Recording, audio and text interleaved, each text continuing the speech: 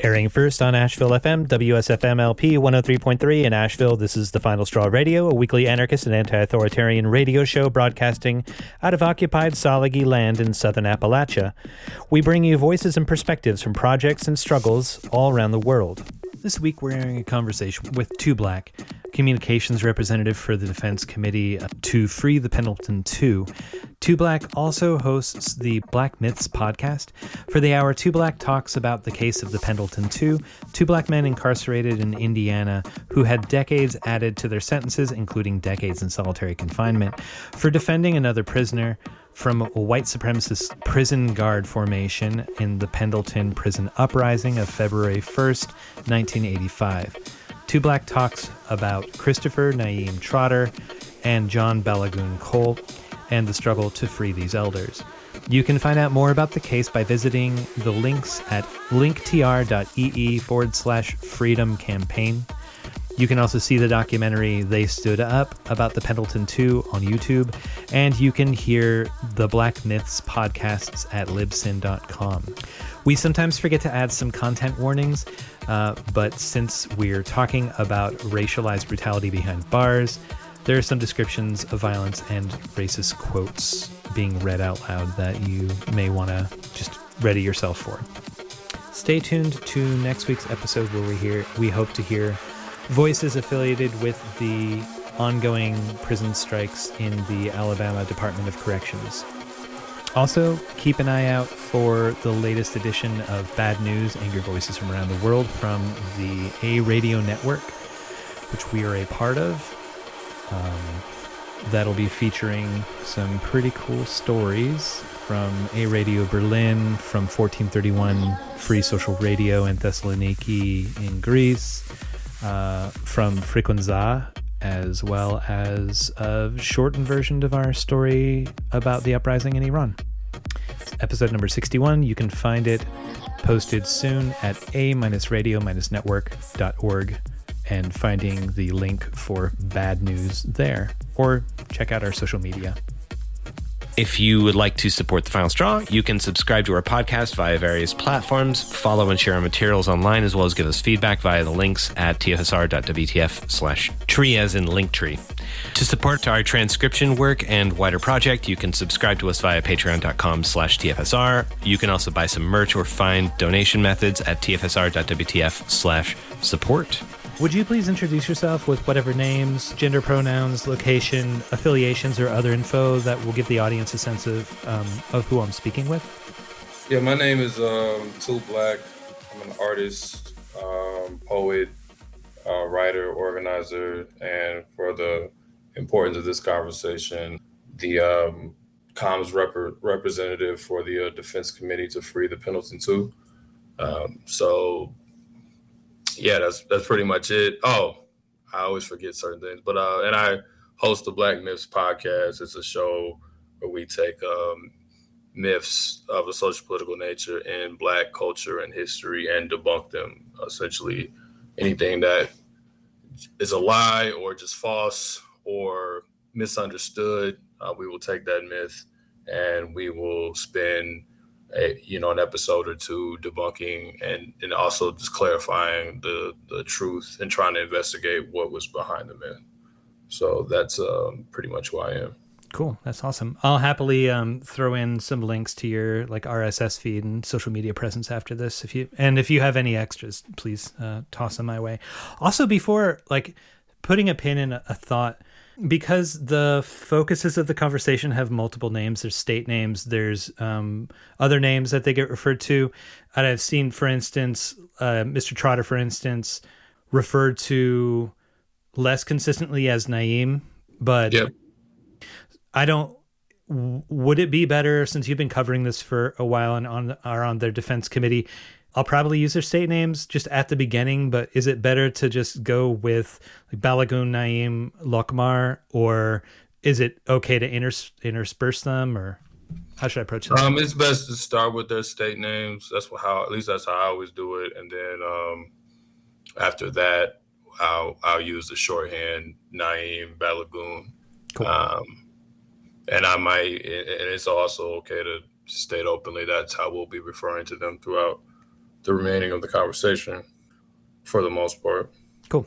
Okay. Awesome. Well, since we're going to be speaking about the Pendleton 2, I was hoping that you could please tell the listeners a little bit about Christopher Trotter, a.k.a. Naeem, and John Cole, a.k.a. Balagoon, some biographical information just to give like an introduction, such as why they went into prison, like where they came up, a bit about their personalities. If you've been working on the support committee, I'm sure you've gotten to have a lot of interactions with them. Yeah, I think they both are obviously from Indiana, the Indianapolis area. They're both older gentlemen at this point in time because of the sentence that they received. But they're both really caring individuals, and I appreciate this question because sometimes I think myself particularly has failed to highlight just who they are, because sometimes it's easy to get caught up on the case itself. But I like when you talk to either one of them, either whether it's Naeem or Balagoon. I was just writing Naeem the other day, and they're always interested in how are you doing, despite what, as we'll get to, what happened to them. Or Naeem is trying to organize a way to expose the medical neglect that occurs inside prison, not to him, but to other prisoners, And this is someone who's been in prison for 40 years, somebody who spent 20 plus years in solitary confinement. I mean, when Balagoon had a medical issue just over this summer, and we didn't even know if he was going to make it initially. Thankfully, he did. And then when he got out, he was still in the infirmary. He was trying to organize to bring attention to the other prisoners who weren't getting the proper care they needed. So these are both men who have maintained a sense of justice and, a sense of dedication to the people, despite the things that have been done to them. There's not any overwhelming bitterness that disallows them from connecting themselves with other people around them. They're always trying to educate. They've engaged in hunger strikes. So yeah, of course nobody's perfect, but they're not beat down in the way that the state wants to beat down people like that. They're not disimpassioned and completely empty. And that's often the point of these kind of cases is when you punish a political prisoner, you want to make an example out of them to the public, but you also want to demoralize them as individuals so they no longer fight. And despite what's been done to them, they still find that energy to organize while they're in prison, like they were doing prior to the incident that has kept them in prison. This is kind of off the cuff, but yeah, I think it's worth noting, and I think like listeners of the show are aware if they're listening already, but like the reason frequently that people become politicized prisoners or political prisoners on the inside, and the methods of like the method that the state appears to want people, if they're going to survive their incarceration, is to keep their head down, to participate according to the very strict rules that are put before them, or just basically to submit all the time. Right. And to erase their social aspect, to erase the fact that they have interactions, that they have affinities, that they have like maybe disagreements, but they have relationships with other people that are in a similar situation to them. And like, not only do people get put into solitary, people get punished oftentimes, when they're doing these sort of like pro-social elements. Like a part of prison is to break down the strength of communities into these broken individuals if possible. And so it's super, and no disrespect to folks that do keep their head down. I've never been incarcerated, but talking to folks that have been in or are currently inside, it seems really hard to get by. But I have so much more respect for folks when they continue, despite being punished explicitly for their participation in defending other people or standing up for like prisoners as a class, medical rights or legal, like being a jailhouse lawyer or whatever. I have utter respect for that activity. Yeah, definitely. I mean, that's part of what inspires me, honestly, is just, I mean, like we have a documentary that Jock, one of our committee members, made called "They Stood Up," but it's like they that's not just a title. Like they actually stood up against, white supremacist violence in prison, which is one of the most violent places anybody can be. And um, and in the documentary, he does, like Jock, who directed it, does a great job of talking about how when George Floyd was murdered by the pig up in Minnesota, there was a bunch of people filming it, but nobody did anything to stop that from happening.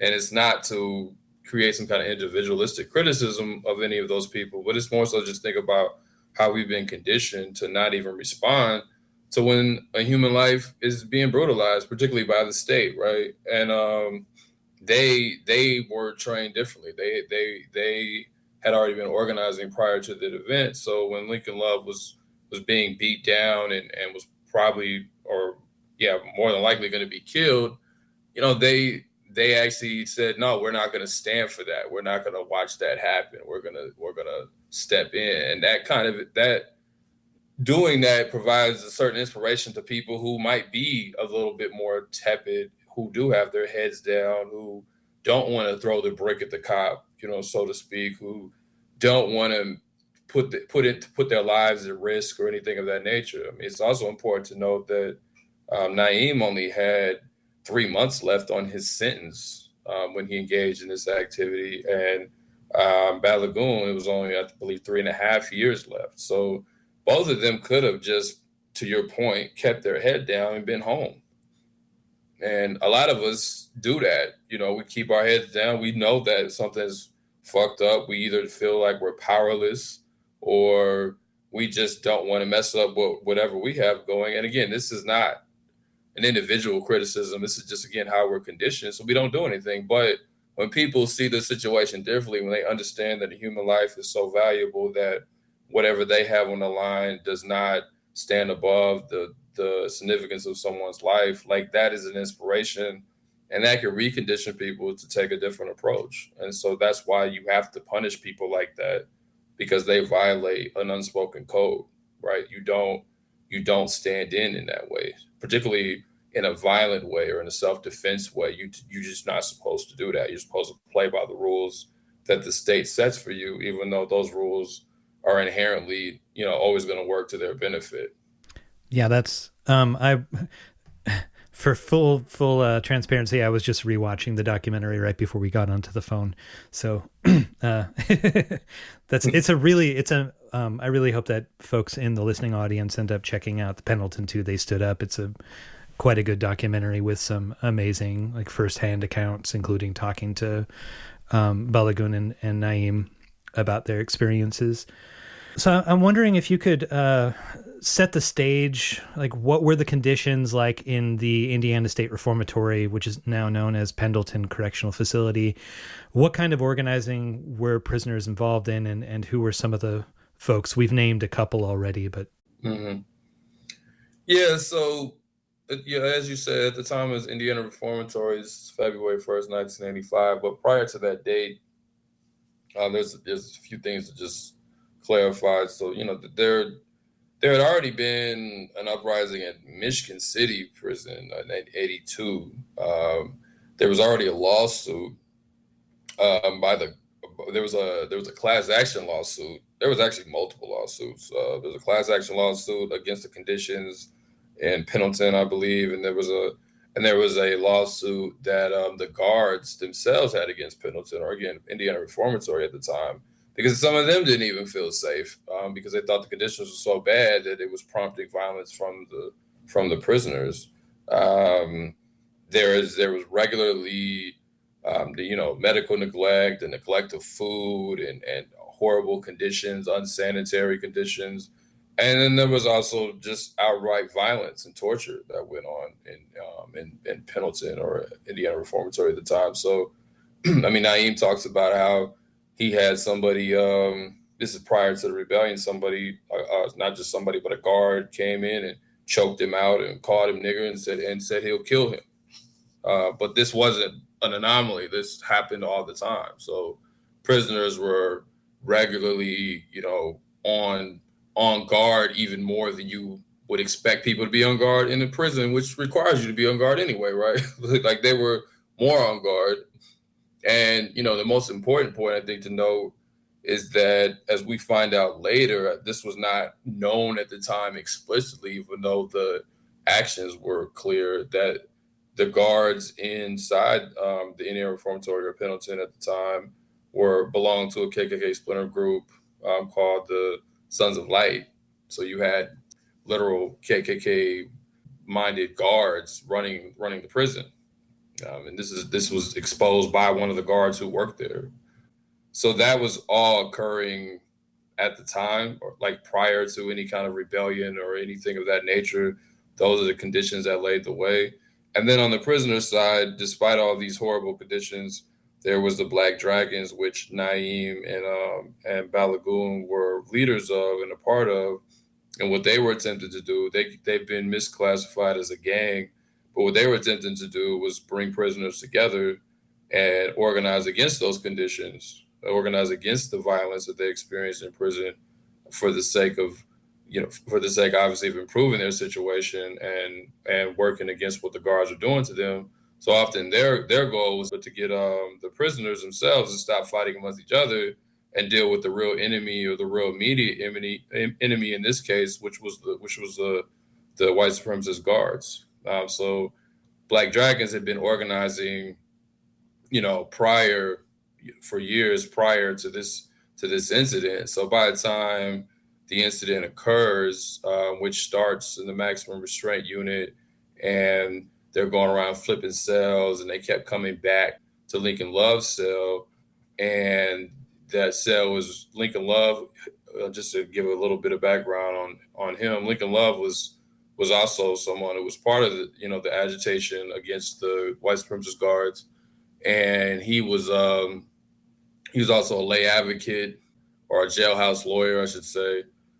So he was somebody who was well respected amongst the prison population, and he also had gotten into it with some guards prior, because they would mess with him. So this time, as some have said, Big R, I think, said this, who was across the way at this time. Big R was another prisoner there.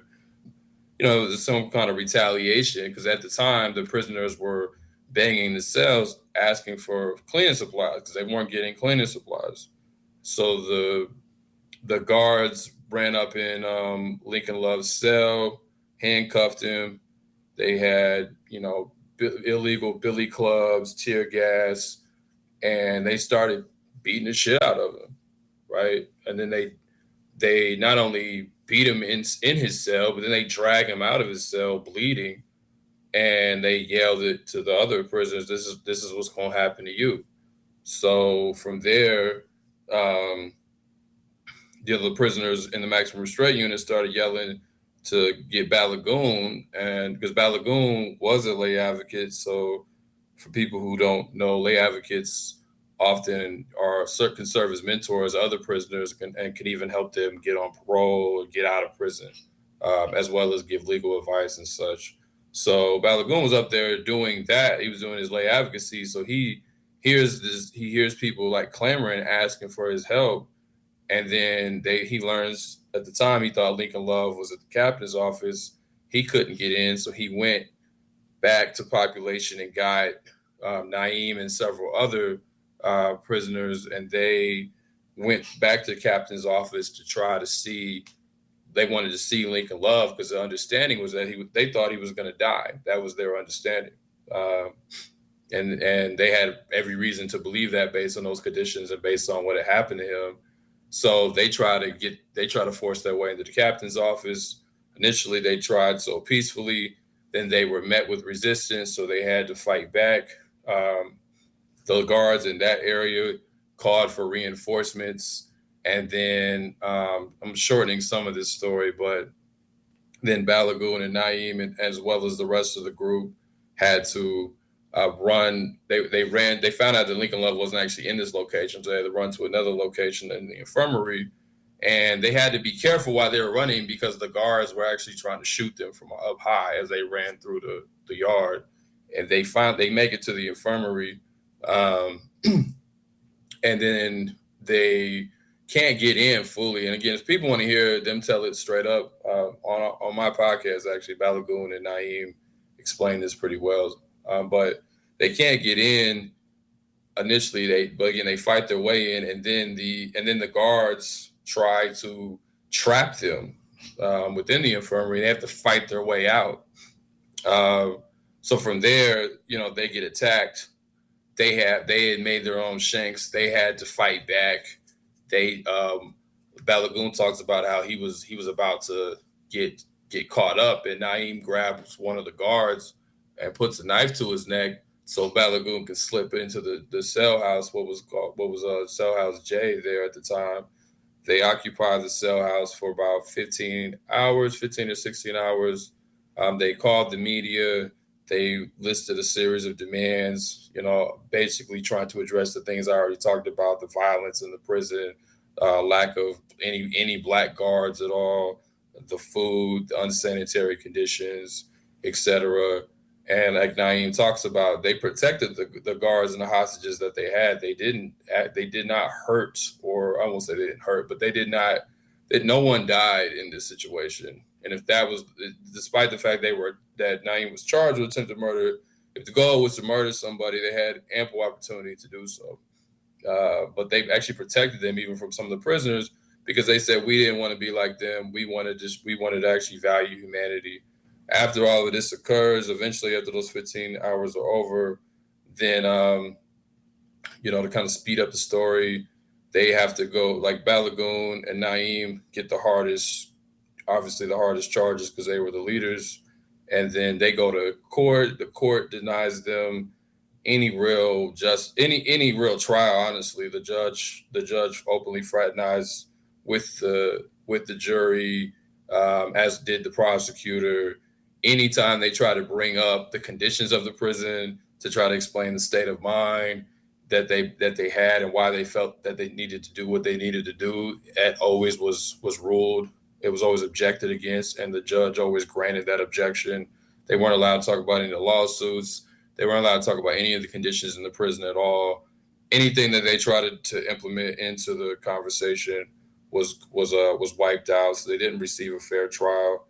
And then ultimately, to close this long answer up, Naeem received 142 years in prison for this, and Balagoon received 84 years in prison for this. Balagoon primarily for criminal confinement, and then Naeem for criminal confinement as well as a attempted murder charge and a few other charges. That's why he has a longer charge. And as I said earlier, they also had to spend 20 years for Naeem in solitary confinement and 33 years or I think 32 years and 5 months. So virtually 33 years for Balagoon in solitary confinement. And all of this was to save the life of Lincoln Love. If they had not intervened, Lincoln Love probably dies. And not only Lincoln Love, a few other people probably either die or get brutally beat down, because it had just reached a boiling point.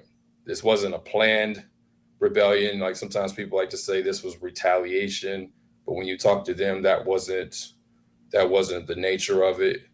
I'm sure they were tired of being treated this way, but it wasn't like, oh, today we're going to do this. No, they jumped in because they wanted to save a human life, and they were able to do that.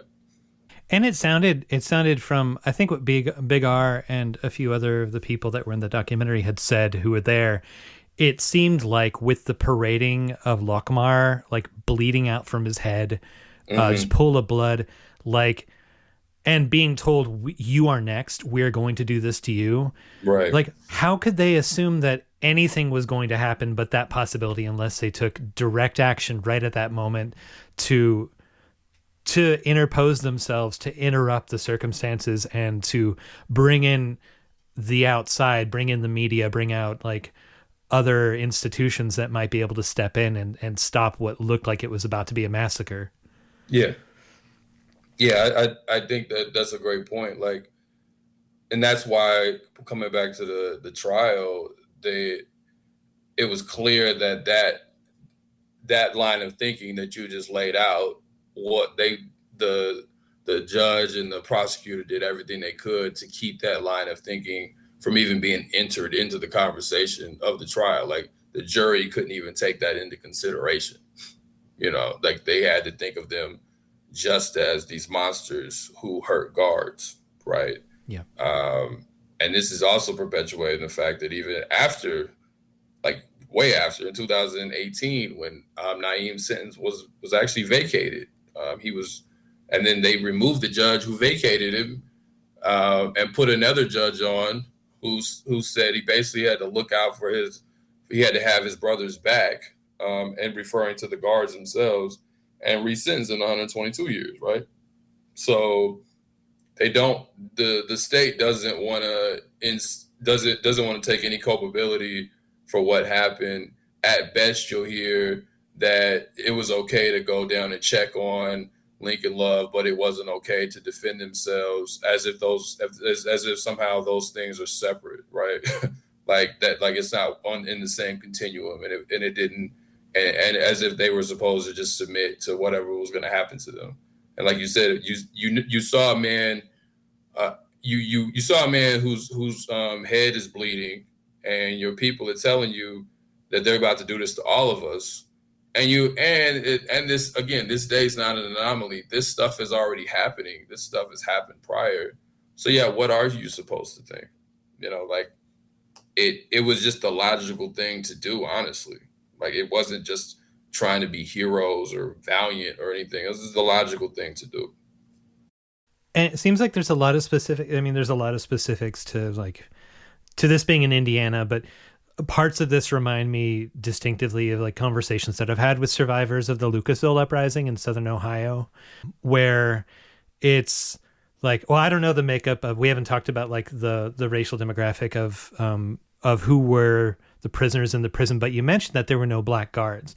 You've mentioned I left that. I didn't ask about it specifically, so please. But I should have said it. I'm sorry.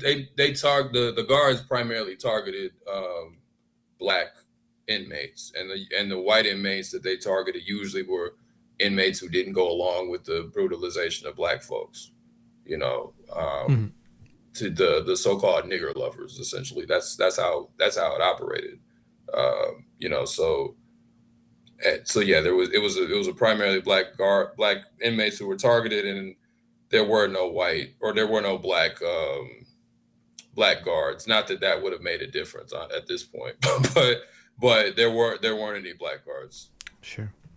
Yeah, and just like oftentimes prisons are put into rural communities with like large surrounding white conservative populations. The guards are often drawn from these populations. Obviously, if you've got the group like the Sons of Light, which I do want to talk about in a minute, or what we know of them, but those were officers, like, according to, so I guess I'll just ask that question. Like there was that state, so the second Ku Klux Klan in the United States, the second iteration or generation of it, rose out in the 1920s in Indiana. And you've mentioned that there's documentation.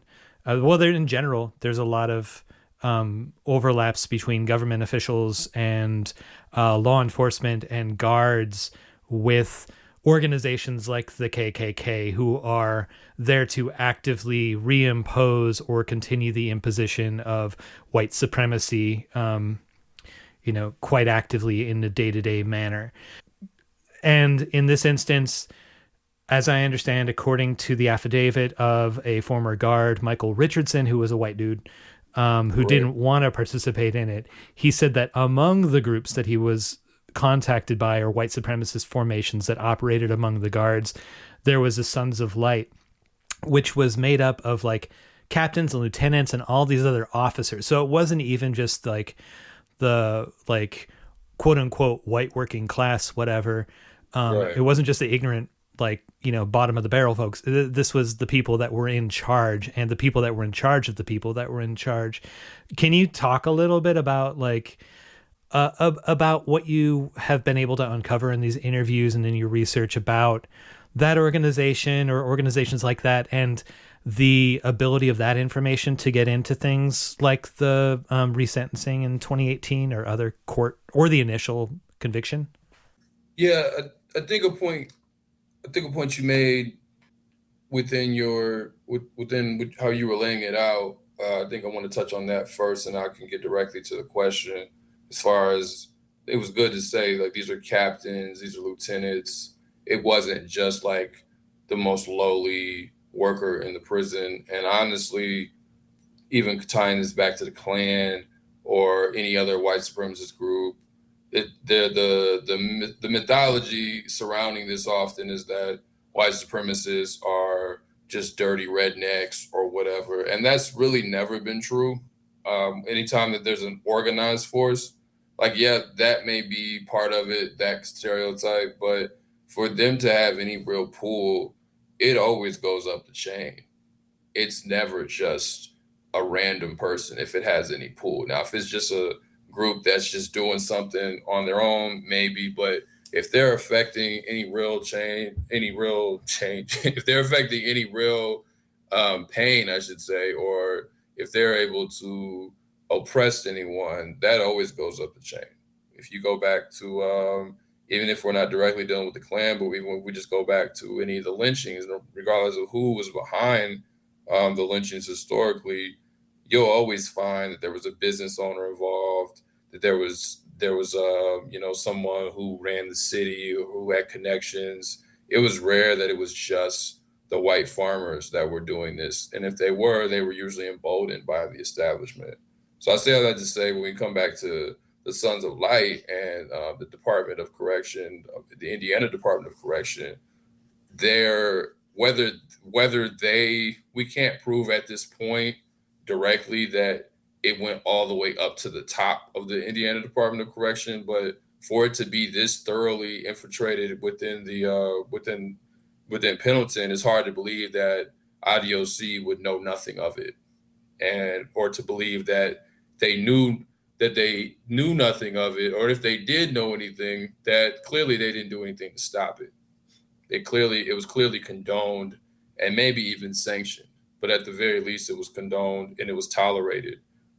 So I just want to point that out, because I think often when people think of white supremacists, and I think it's a really unfortunate myth, may even do a show on this one day, that people think it's just the white guys with missing teeth or something. And when you think of it that way, it becomes cartoonish, and it doesn't quite feel like a threat. As opposed when you think of this as an organized force that is very in line with the history of the United States and how it was formed, right? So the Sons of Light themselves that we know of, as you said, was a splinter group. So they weren't directly affiliated with the Klan in a sense that they were tied to all the Klan chapters. Usually a splinter group is people who will take the ideology of a group, might even start their own, but are not under the kind of centralized leadership of the group. And there's also, quick side note, there's also other notes of white supremacist groups in guards, like within guard organizations throughout the state of Indiana, even to this day. But this particular one, Sons of Light, Michael Richardson, we have a deposition that was taken around the time, and Michael Richardson talks about how they tried to recruit him. Michael Richardson was actually one of the guards involved in the rebellion. Initially, when they went to the captain's office, Michael Richardson was one of the ones there that tried to stop them. So it's not without guilt here, but you still have to appreciate the fact that he exposed this, because no one else was able to our knowledge. But he talks about how the kids of the guards used to play with the Klan robes of the guards, and how they had their own initiating process and recruiting process.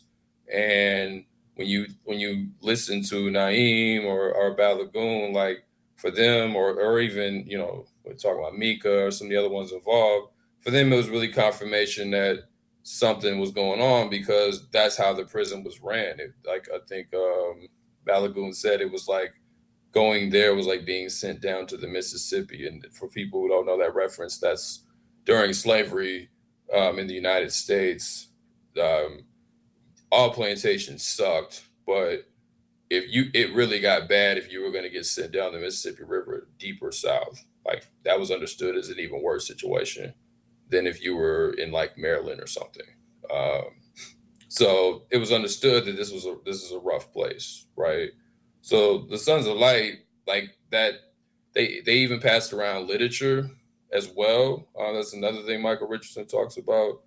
So they were like deeply infiltrated into the prison, and we're really asking for more. We want to know more about this. It's good to know it existed, but we don't have enough facts as far as like how deeply it ran.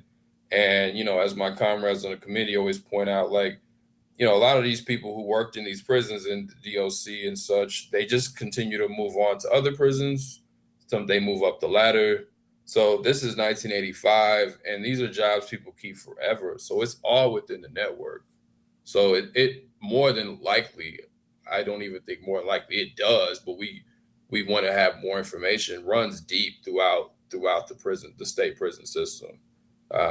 Just this mentality and just this way of doing things, even if it may be organized under a different splinter group or a fascist group here or a Nazi group here. There might be distinctions in that way, but at the end of the day, like, that has been tolerated for a long time. Yeah, for real. Yeah, I wonder about the legacy, like what exists in groups there are still that are operating.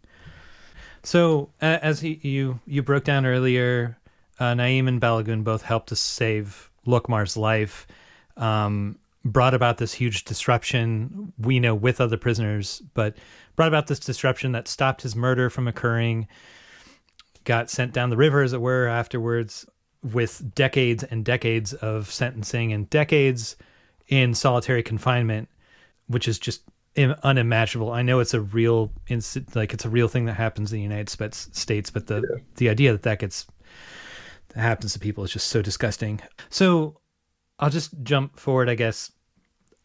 Lokmar died 35 years after the incident that we were talking about right here. And I don't know what his initial sentencing was for, but yeah, after so long, it's just, anyway, I don't have words for it. What are advocates like you who are doing support work for the Pendleton 2 hoping to gain by talking about the case right now, by releasing things like that documentary? And like, what are the hopes? Amnesty, or you mentioned that there was a retake of the trial, I guess, in 2018. What are the next steps? I mean, there's multiple avenues. So we still try to work the legal side as much as we can, but it's tough because, honestly, without any outside pressure, they're going to do what they want. That's just, unfortunately, what it is. But you still do what you can on the legal side, just to show that you went through as many of the processes as you can. But they've filed. I know Naeem filed for clemency. Clemency was denied. Balagoon does have some stuff coming up to hopefully get a sentence modification. They're both also great legal minds. So sometimes I would say even more than most lawyers. So they know the law to a T, and they've tried different loopholes and tried to point out, the ways that laws have changed since the time of the rebellion to today. And that they weren't even, particularly, I know Balagoon, he wasn't even charged properly for what they say he did. So there's the legal strategy, but I think by starting a committee, we understand the legal strategy is important, but it's also just doing like what we're doing now, raising awareness about the case itself, because a lot of people just don't know what happened at all, especially here in Indiana. I know I didn't know about it. And I always say I was ashamed because, I like to consider myself somebody who knows about political prisoners. So to be in the state of Indiana and not know, I was honestly ashamed, and not in a sense of pride, but just like, this is a situation that deserves attention. I think this will require ultimately more direct action. It will require pressuring and shaming and consciousness raising about the case and shaming of the state itself about what they've done. So we have demands, obviously just freeing them in general,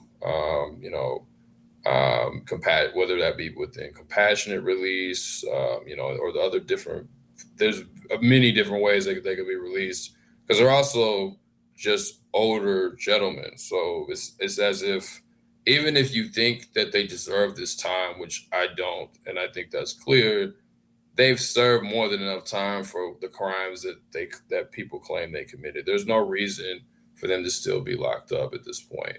Even if you're one of those reformists that believe in the whole system as it is, it doesn't make sense. Indiana actually has the largest, has the most long sentence convictions in the country, from what I understand. People serving 30, 40 years, that's more than anyone. So trying different avenues. We're doing local organizing to try to bring more bodies in and bring more awareness within the state of Indiana and throughout, and build chapters from there. Also trying to do things like this, get more media attention. And then I think also it's important, I know as devastating as the case is, it's also important to understand how the prison industrial complex operates in general, and understand how this relates to that, but not reduce it just to this case, but to understand that these conditions are produced by the state itself, and the criminalizing of Black people and the poor people, and putting them in positions, or like you said earlier, even building these prisons in these rural towns and taking advantage of white folks that have been deindustrialized and then breeding them into these prison systems. Like none of this would be possible if it wasn't for overall capitalist state and capitalist system that has to criminalize people to maintain order and to maintain the possession of capital, right? So we need to also understand this, not just as the case itself is devastating again as that is, but that these conditions are part of a larger colonial process that requires subjugation of people, that requires a criminalization of people in certain forms, so capital can continue to be accumulated, right? And so like prisons are a necessary counterinsurgency for that. You don't have jobs for people. You don't have really anything to do with these people. So you have to build prisons to get them out of the way so you can continue to loot and plunder the planet. Right? You got to have somewhere to house them. So it's natural that you're going to criminalize folks, right? It's natural that people are going to turn to so-called crime to try to take care of themselves. And there's families that are going to be destabilized. Naeem comes from he had an abusive father, right? Like this is the type of stuff that people have to deal with, that even puts them in these positions as if a lot of folks never have a chance. So this is going to happen. You're going to have people who eventually just aren't going to stand for this anymore. And these particular gentlemen were politicized. They had been educating themselves, and they'd be educating each other, and they knew what they were up against, right? So they as Jock says, they stood up. Yeah. It's notable that, or at least of what you mentioned, that the charges of participating in the Black Dragons, is that what it was called? Mm-hmm. Yeah, that never came up as, it sounds like it was being framed that way, probably in the court and probably in the media, but as like a gang or something like that. But the fact that people have to band together to create like educational organizations, advocacy groups, or even like defense organizations within these structures to protect themselves from the quote unquote authorities that are supposed to keep them, like keep the rule of law intact inside the spaces, is just fucking ridiculous. Yeah. And I guess like to sort of bring it up to today, like we're seeing continued strikes in Alabama. Mm-hmm. Due to like not dissimilar circumstances as you've seen for decades and decades in the U.S. prison system in places like Alabama, anywhere in the U.S., in Indiana, North Carolina. But the struggle continues. Two Black, so you mentioned that you're doing educational work. You mentioned that there's been you've done some interviews on this subject. We've mentioned the documentary. Can you point people to any websites or any social media accounts that are doing a lot of coverage of this where they can follow up and join on? Yeah, if you are on Twitter, Free the Pendleton too, just type that in, and then there's a LinkTr.ee that we can put that in the show notes, of course. But there's Free the Pendleton too. There's a LinkTr.ee that will link you to the documentary, link you to various interviews. But most importantly, for people listening, like I said, there is a legal route we're trying. So we have a letter that gets sent to the governor, who can pardon both of them at any time if he pleases. And that gets sent to the prosecutor that's over their cases in Madison County, Indiana. We have both of those letters that we send to the office to pressure them. This is important, not just for the sake of pressuring, but also it shows that they have support on the outside, that people actually care about them. So when guards might hear about an interview like this or hear about us raising awareness, it helps push back against any kind of retaliation, because they know that if they do that, there could be a flood of letters sent to the prison or a flood of calls sent to the prison or sent to the governor that can make them look even worse. So this is also a form of protection, because the more signatures we have, the more people that can not only just write the governor and the prosecutor, but that can even call into the prison, that can write Naeem and Balagoon. The more connections that they have with the outside world, the less likely are they to be brutalized, because there will be consequences just simply off of the fact that this will get out. It's not something that can be done undercover. So I encourage people, if you don't do anything else, to please sign those letters, at the very least. And if you'd like to do more, get in contact with me, particularly if you're in the state of Indiana, because we're always trying to bring in more people to the committee and try to expand, because we need bodies, especially if we want to engage in more direct action. We're going to need as many people involved as possible. It doesn't really matter what your background is or who you are. If you care about the case, you care about justice, we can work through, we can struggle through any of the things we might disagree on. But ultimately, the point is to get them free, and to free them all, free all the political prisoners. Yeah, and even people can find this on the LinkTr.ee, but there's also a fundraiser that Focus Initiative has going on that for legal support. And I'm glad that you mentioned the writing to Chris and Balagoon. Thank you again so much for having this conversation. I really appreciate it, and you taking the time to speak to the listeners, and I look forward to checking out your podcast. Where can people, I guess you've already said the name of your podcast, The Black Myths, and I'll put a link in the show notes for that. Any other links you want to drop or projects you want to mention? Not currently. I would just stay on the case itself. So, again, watch the documentary. On my podcast, the Black Myths Podcast, we did interview both Naeem and Balagoon directly. It would be under the episode, The Myth That Violence Is Never the Answer. It's also on the LinkTr.ee. If you go listen to those, you can hear those gentlemen, as well as Shaka Shakur, who used to be in Indiana but got sent out to Virginia. He's a prisoner as well, political prisoner. And you can listen to them explain this much better than I ever could, because they were there. And they also just have insights into other worldly matters that I think people should listen to. So I would just say check out that episode. And yeah. Cool. Thank you much. No problem. The Final Straw is a proud member of the Channel Zero network of anarchist podcasts, and here's a jingle from another member of CZN. The Anarchist Radio Berlin.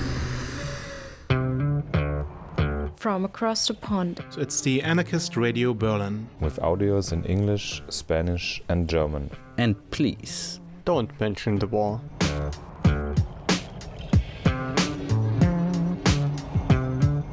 You can find us at channelzeronetwork.com and aradio-berlin.org. And now some words from anarchist prisoner Sean Swain. What you say, what you say, what you say, what?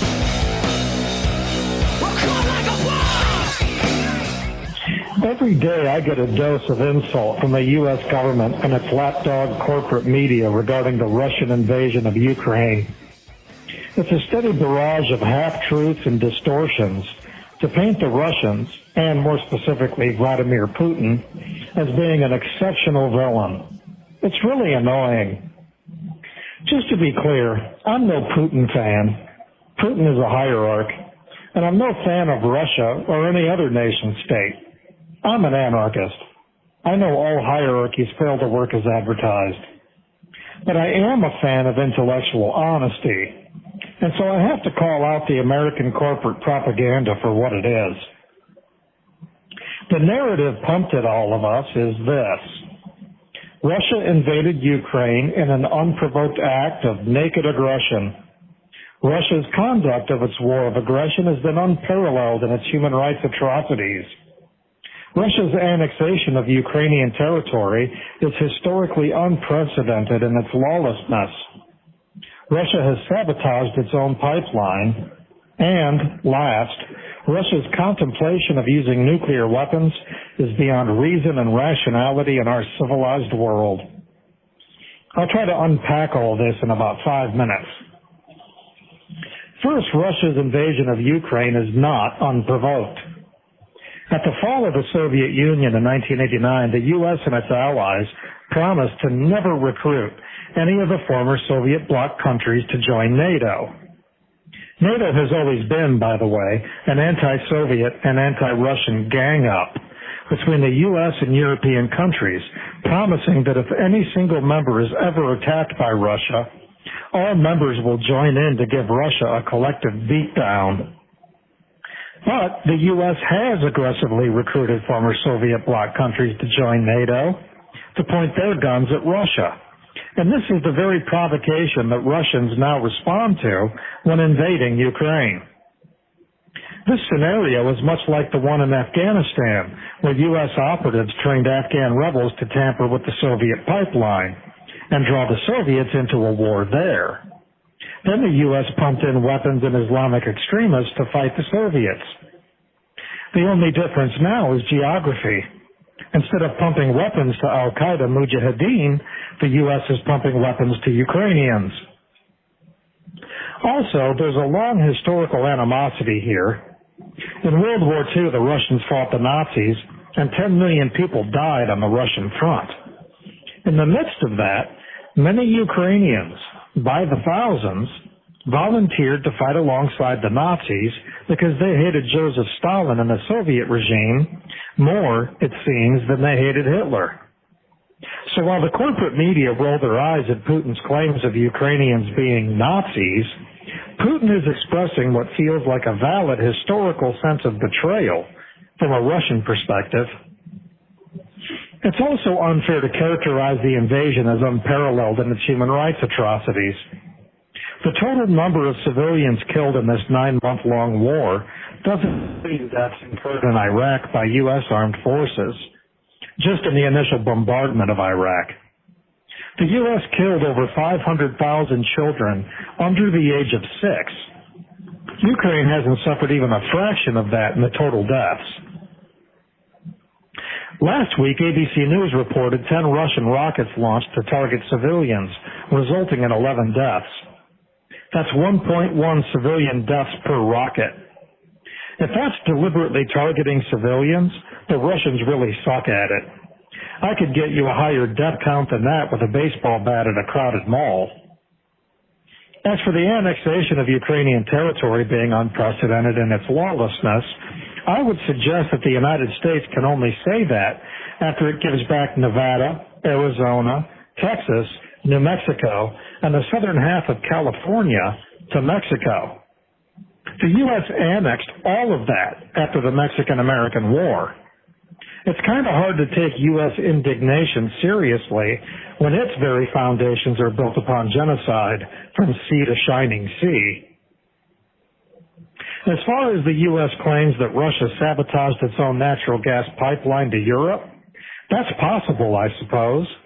But I can't imagine how Russia benefits from killing its lucrative revenue stream right in the middle of a war when it needs the money. It seems someone else would profit more from sabotaging that pipeline and then selling tons of natural gas to European allies. But what do I know? Lastly, we've been told repeatedly that Putin is an unstable actor, contemplating the use of nuclear weapons. No one rational could ever consider using nuclear weapons. Well, except the United States. The U.S. dropped atomic bombs on Hiroshima and Nagasaki, killing tens of thousands immediately and causing environmental devastation that continues to this day.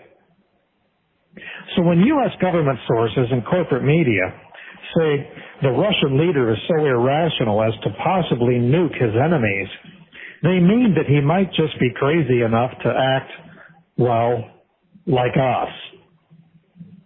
The truth is, if you take an objective view of this situation, neither Russia nor Ukraine benefit from this desperate and bloody conflict. U.S. guns and munitions manufacturers do. They've made billions. And the U.S. benefits from having an economic and geopolitical competitor mired in an endless and demoralizing war. So the media and government sources will continue to present to you this false narrative of Ukrainian good guys in white hats and Russian bad guys in black hats. But I would suggest to you that the real bad guys, the enemies of us all, are the unseen monsters lurking in the shadows, approving this false narrative and cashing the checks from the last gun shipment. I suspect they don't speak Russian or Ukrainian. I suspect they speak American English. You'll end the war when you stop their profits. This is anarchist prisoner Sean Swain from the Super Duper Uber Mega Ultra Hyper Turbo Multi Maxi Max in Youngstown, Ohio. If you're listening, you are the resistance. You can still write Sean at his new old new again address at Sean Swain number A243205 OSP Youngstown 878 Coatesville Hubbard Road, Youngstown, Ohio 44505. You can find his past writings, updates on his case, hear his past audio, find out how to get his books, plus ways to contribute to his legal defense fund at SeanSwain.org. This is The Final Straw. This show will later be archived at thefinalstrawradio.noblogs.org, and you can email us with questions and suggestions at thefinalstrawradio@riseup.net or thefinalstrawradio@protonmail.com. If you'd like to use any episode for your project or radio show, feel free to do so. Just send us an email to let us know. If you care to, you can send us letters at The Final Straw Radio, P.O. Box 6004, Asheville, North Carolina, 28816. This show is brought to you by Firestorm Books and Coffee. Located at 610 Haywood Road, Firestorm Books and Coffee is a worker-owned co-op in Asheville specializing in offbeat, underground, and independent literature. You can find a catalog of Firestorm's books and zines, plus a full calendar of events up at their website, firestorm.coop.